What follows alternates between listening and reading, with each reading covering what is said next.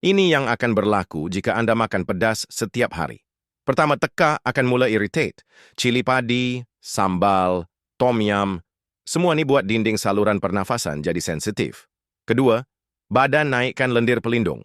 Sebab tu Anda mula batuk, rasa gatal dalam tekak, dan kahak jadi pekat. Ketiga, paru-paru terpaksa kerja lebih untuk clear semua lendir tu. Itu yang buat nafas jadi pendek, dada rasa berat, dan cepat semput terutama waktu malam.